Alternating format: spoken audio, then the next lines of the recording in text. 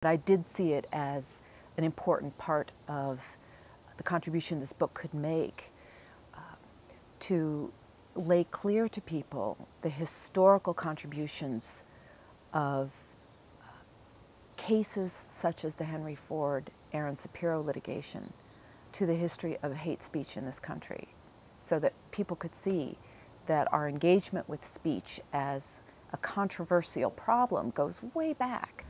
For Ford, what makes him begin to act on these latent attitudes is the conviction that forms in his mind that Jewish bankers are gaining control over world governments, and that it is for purposes of profiteering that they staged World War I. And he's convinced that people like President Wilson and the European heads of state are insufficiently aware of the way in which they're being manipulated, which is a sort of a completely stereotypical conspiratorial viewpoint. He tells his friends that he is assembling a portfolio of evidence to prove his theories about Jewish profiteering and Jewish culpability for waging the war. And he decides at that time that he's going to buy a newspaper of his own so that he can print what he believes is the neglected truth about these matters. So in 1916, 1917, he begins his search for a newspaper and for a printing press on which to publish it. And that's where we get his acquisition of the Dearborn Independent in 1918 and the initiation 2 years later of the series entitled The International Jew, which is itself based on the Protocols of the Elders of Zion, which is this notorious tract out of Tsarist Russia, a conspiratorial record of Jewish elders who are purporting to take over the world. And William Cameron, who's the editor of the Dearborn Independent, is tasked with the job of Americanizing the protocols for the audience, the readers of the Dearborn Independent. And so what you get episodically, week after week, for 90 weeks, is the theory of the protocols applied to baseball, jazz, theater, film, prohibition, cigarettes, newfangled forms of dance, every cultural hallmark of the 1920s that Ford personally abhors. Everything that's wrong with American society is the fault of the Jews. During the 1920s, Henry Ford remained beloved. People really turned to him as a touchstone for sort of the cultural meaning of what American life should be. And he embraced that role. He gladly took it on. And I think it's one of the reasons why he felt so threatened by Aaron Shapiro's attempt to lead farmers. Aaron Shapiro was, quite frankly, a nobody. A nobody from California who became a lawyer in order to, as he put it, achieve social justice for the downtrodden. So, you know, he came out of the spirit of progressive reformers that characterized California government in the early 19-teens, and you know, he was an idealist. He was truly someone who believed that law could change the world. And he set out to do that by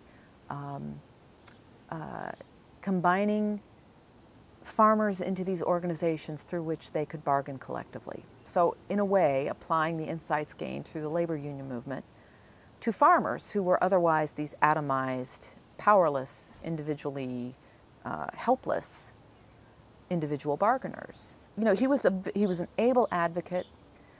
He would travel and speak to crowds of farmers in huge ballrooms or out in, you know, fields, at fairs, at expositions, and he would stand for 2 hours and proclaim the gospel of cooperation. He was this magnetic figure because of his terrible upbringing and his 6-year stint in an orphanage. He was, you know, grew up malnourished, and his growth was stunted. So he was a very, very tiny figure, not very imposing physically.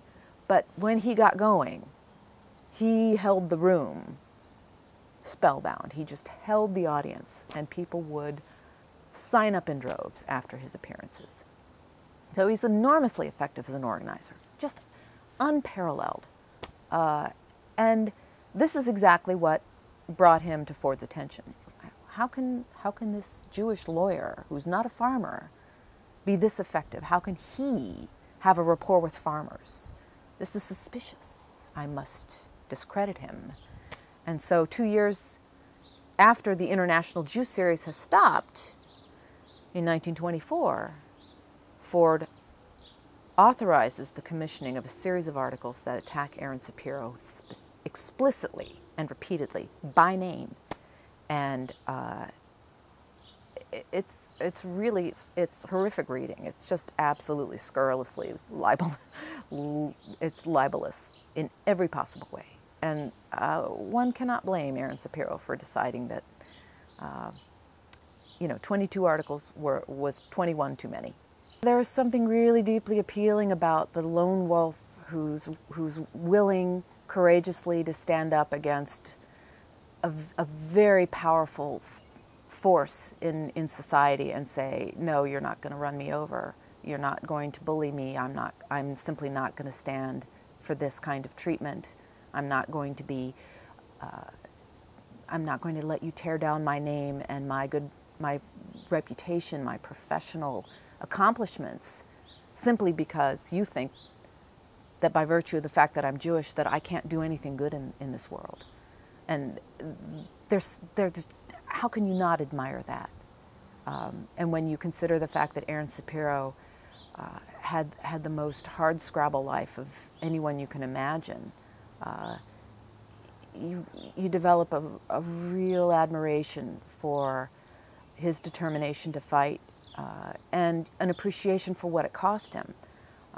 It's a story of courage, a story of heroism that hasn't been fully credited. As a person who studies law, I think law can play a role in helping us define our values, in helping us clarify the nature of community, in helping us to make a room for, space for love and kindness to shout down, so to speak, hate and fear. But we're just not there. We're just not there. I mean, when you have groups like the Westboro Baptist Church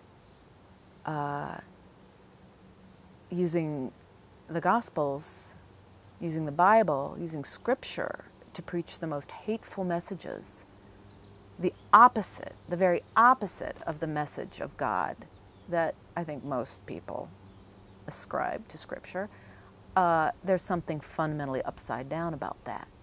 And yet the Supreme Court says that that's protected speech. So I'd like my book to be the occasion of further discussion of what that ruling means for us and where we want to go from here.